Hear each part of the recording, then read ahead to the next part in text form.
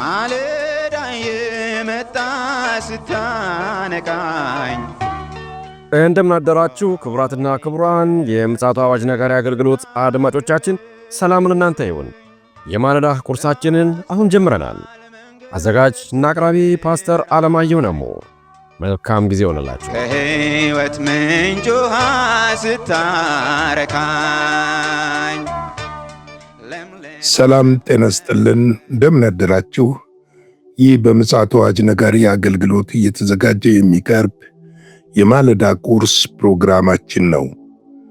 ወደዚህ ማለዳ ቁርስ ፕሮግራም ከማለፋችን በፊት ይህንን ማለዳ ባርኮ የሰጠንን እግዚአብሔር አምላካችንን እስቲ በጋራ በጸሎት እናመስግነው። እግዚአብሔር ሆይ በጌታ በኢየሱስ ክርስቶስ ስም ይህንን ማለዳ ስለሰጠን እናመሰግንሃለን። ክብር ምስጋና ለአንተ ይሁን። ይህ ማለዳ ደግሞ በአንተ ፊት የተባረከ ይሁን። ቀናችንን ውብ አድርግልን። ቃልህን ደግሞ እንድትባርክልን በቃል መንፈስ ሕይወታችንን ደግሞ እንድታደስ በክርስቶስ ኢየሱስ ስም እንጠይቃለን። ሁሉ ለስም ክብር ይሁን በኢየሱስ ስም አሜን። እንግዲህ በትናንትናው ዕለት ቁጥር 26 እና 27ን ተመልክተን ነበረ። በዚህ ክፍል ላይ እንዴት በፍትወት መቃጠል ምክንያት ወንዶች ለባህሪያቸው የማይገባውን ከወንድ ጋር መጋባታቸው፣ ሴቶችን መገናኘት ሲገባቸው ወንድ ለወንድ ሴት ለሴት የሚያደርጉት ለባህሪ በማይገባ ለውጥ ምክንያት በራሳቸው ላይ እንዴት ፍርድን ሊያመጡ እንደሚችሉ ተመልክተናል። በተለይም ደግሞ አሁን ባለንበት ዘመን በምድራችን ላይ ይህ የአጋንንት አሰራር ሰዶማዊነትና እንዲሁም ደግሞ ሌዝቤይነት እየተስፋፋ እንዴት እንደመጣና ትውልድን እንዴት እየበከለ እንደሆነ ለማየት ሞክረናል። እንግዲህ በዚህ ሁሉ የኛ ድርሻ ምንድነው? ትውልድን ማስተማር፣ መንገድ ማሳየት፣ በእግዚአብሔር ቃል ማነጽ፣ እንደዚሁም ደግሞ የትውልድ ከጥፋት ጎዳና የሚመለስበትን በጸሎት በመትጋትና በመጋደል ልጆቻችንን፣ ወንድሞቻችንን፣ እህቶቻችንን ከአውሬው እጅ ልንናጠቅ ያስፈልጋል ብለን ተመልክተን ነበረ። ዛሬ ቁጥር 28ን እንመለከታለን። እንደዚህ ይላል ሮሜ ምዕራፍ 1 ቁጥር 28 አነባዋለሁ። እግዚአብሔርን ለማወቅ ባልወደዱ መጠን እግዚአብሔር የማይገባውን ያደርጉ ዘንድ ለማይረባ አእምሮ አሳልፎ ሰጣቸው ይላል። ሰው እግዚአብሔርን ባልወደደ ቁጥር ለማይረባ ነገር ታልፎ ይሰጣል። አእምሮአቸው የማይረባውንና የክፋትን፣ የጥፋትን፣ የውድቀትንና ነውር የሆነውን አንዳንዴም የእንስሳትን ምግባር የሚይዙበትን ነገር እንደሚከሰት መጽሐፍ ቅዱስ ይነግረናል። ስለዚህ ነው ለባህሪያቸው ያልተገባውን እንዲያደርጉ ያደረጋቸው ነገር እግዚአብሔርን ለማወቅ ባለመውደዳቸው ነው።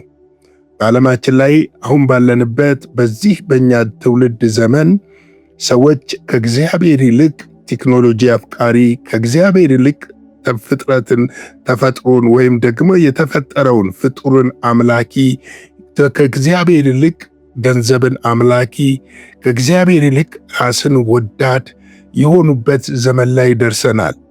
ይህ ደግሞ እግዚአብሔርን እያወቅነው ባልሄድን ቁጥርና ራሳችንን ለእግዚአብሔር ባልሰጠን ቁጥር፣ እግዚአብሔርንም ለማወቅና ለመፈለግ ባልፈለግን ቁጥር ለማይረባ አእምሮ ታልፈን እንሰጣለን። ሰው ለማይረባ አእምሮ ታልፎ የሚሰጥበት ትልቁ ምክንያት የፈጠረውን አምላኩን፣ ሕይወቱን፣ ነፍስና መንፈስ ሥጋውን የፈጠረውን በመርሳትና ራሳቸውን ለማይረባ ነገር ታልፈው እንዲሰጡ ያደርጋቸዋል። እግዚአብሔርን ስንወድ፣ እግዚአብሔርን ስናውቅ፣ እግዚአብሔር ጋር ስንሆን ፍቅር፣ መልካምነት፣ በጎነትና በሕይወታችን ደግሞ መልካም ነገር ሁሉ ሕይወታችንን ይወርሰዋል። ሮሜ 1:24 ላይ ስለዚህ እርስ በራሳቸው ሥጋቸውን ሊያዋርዱ እግዚአብሔር በልባቸው ፍቶት ወደ እርኩስነት አሳልፎ ሰጣቸው ይላል። እግዚአብሔርም ባለማወቅ ምክንያት እንደዚህ ታልፎ መሰጠት እንዳለ በደንብ ልንረዳና ልንገነዘብ ያስፈልጋል። መጽሐፍ ቅዱሳችን በሮሜ 12 ምዕራፍ 1 ላይ እንደዚህ ብሎ ይነግረናል። እንግዲህ ወንድሞች ሆይ ሰውነታችሁን እግዚአብሔርን ደስ የሚያሰኝ ሕያውና ቅዱስ መሥዋዕት አድርጋችሁ ታቀርቡ ዘንድ በእግዚአብሔር ርኅራኄ እለምናችኋለሁ፣ እርሱም ለአእምሮ የሚመች አገልግሎታችሁ ነው ብሎ ይነግረናል። እንግዲህ ለአእምሮ የሚመች አገልግሎት ሲለን ለአእምሮ የማይመች አገልግሎት እንዳለ በግልጽ ልናውቅ ያስፈልጋል። ለአእምሮ የማይመቹ ነገሮች ማለት ምንድናቸው? እግዚአብሔርን ባለማወቅና ለማወቅ ባለመፈለግ፣ እግዚአብሔርን ባለመፍራት፣ ለእግዚአብሔር ባለመታዘዝ ለማይረባ ነገር ታልፈን በምንሰጥበት ሰዓት አገልጋይ እንኳን ብንሆን የምናገለግለው አገልግሎት የሰዎችን ሕይወት ሊነካ ሊለውጥ እንደማይችል ልናውቅ ያስፈልጋል። ስለዚህ ይህንን በደንብ ልንረዳና ልንገነዘብ ያስፈልጋል እላለሁ። ምክንያቱም መጽሐፍ ቅዱስ የሚነግረን እውነትና የታመነ በሕይወታችን ደግሞ ልንድንበትና ነፃ ልንወጣበት የሚገባውን ነገር ስለሚመክረን ነው። እንግዲህ ብዙውን ጊዜ መጽሐፍትን የምናስተውለው አእምሮአችንን ስለከፈተልን ነው። አእምሮአችንን ደግሞ ለማይረባ ነገር ሲሰጥ መጽሐፍትንና ዘመናትን ልናስተውል አንችልም። ሰዎች አንዳንድ ነገርን በቀላሉ ነው የሚለማመዱት።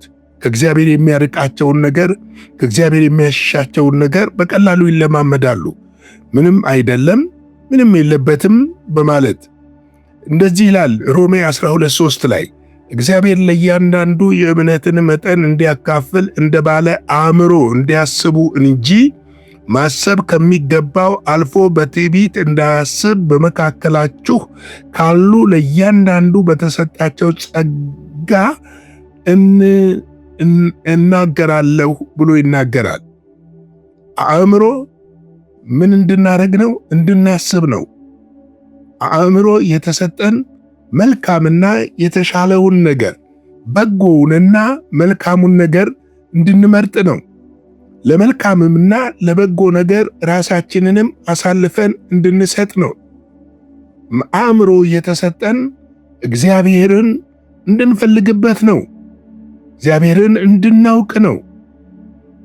ስለዚህ እግዚአብሔርን ባለማወቅና ባለመረዳት ለማይረባ ነገር ሰዎች እንዴት ታልፈው ሊሰጡ እንደሚችሉ ልናውቅ ያስፈልጋል። ምክንያቱም ሰዎች አእምሮአቸውን ለሚረባ ነገር ሲጠቀሙበት አእምሮአቸውን ለጸጋው በጥበብና በአእምሮ ሁሉ አበዛልን ይላልን። ስለዚህ ጸጋውን በጥበብና በአእምሮ ሁሉ የሚያበዛልን አእምሮአችንን እግዚአብሔርን ለማወቅ፣ እግዚአብሔርን ለመረዳት፣ እግዚአብሔርን እየተገነዘብነው፣ እየፈለግነው፣ እያወቅነው፣ እየተረዳነው እንድንሄድ ነው። ለዚህ እኮ ነው ኤፌሶን 4:23 ላይ በአእምሮአችሁ መንፈስ ታደሱ ይለናል። በአእምሮአችሁ መንፈስ ታደሱ ብሎ ይነግረናል። ሮሜ 4:17 ላይ ደግሞ በአእምሮአችሁ እንግዲህ አሕዛብ ደግሞ በአእምሮአቸው ከንቱነት እንደሚመላለሱ ከእንግዲህ ወዲህ እንዳትመላለሱ እላለሁ፣ በጌታ ሆኜ እመሰክራለሁ ይላል። አሕዛብ በአእምሮአቸው ከንቱነት ነው። ለዚህ እኮ ነው ስዕላትን፣ ጣዖታትን ሰዎች የሚያመልኩበት ለዛ የሚሰግዱበት በአእምሮአቸው ከንቱነት ስለሚመላለሱ ነው። ለዚህ ነው መጽሐፍ ቅዱስ ሲናገረን በአእምሮአችሁ መታደስ ተለወጡ ይላል። ስለዚህ ሰዎች እግዚአብሔርን ለማወቅ ባልፈለጉ መጠን ለማይረባ አእምሮ ታልፈው ይሰጣሉ። ለማይረባ ነገር ታልፈው ይሰጣሉ።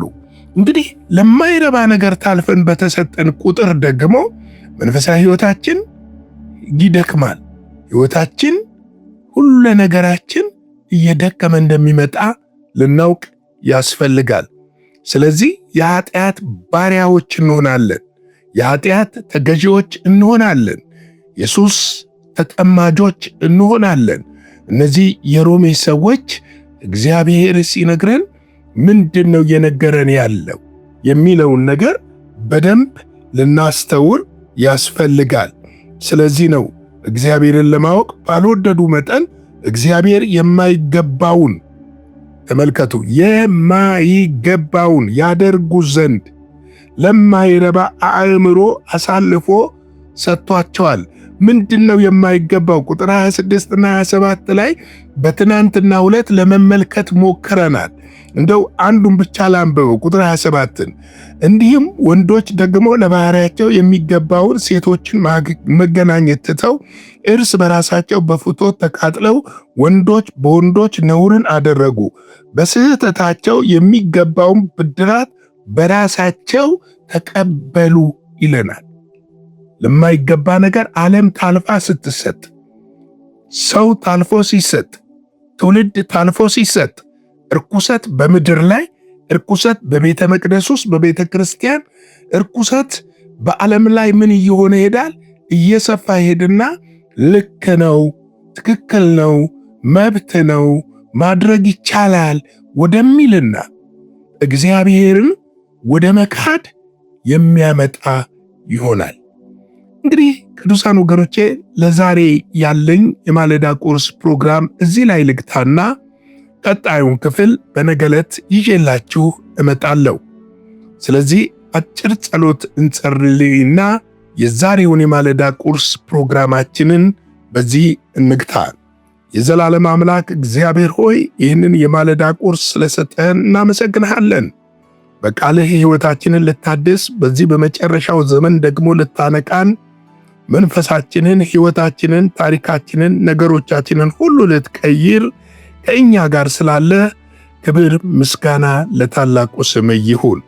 አቤቱ የሰማይ አምላክ እግዚአብሔር ሆይ በነገር ሁሉ እንድትባርከን፣ በነገር ሁሉ እንድትጎበኘን፣ ያንተ እጅ በእኛ ላይ እንዲሆን፣ ውሏችን ቀናችን ሁሉ በፊት የተባረከ እንዲሆን፣ ከክፉ ሰዎች ከክፉ መንገድ ከጠማማ ነገር እንድትጠብቀን በኢየሱስ ደም እንድትሸፍነን እንጠይቃለን።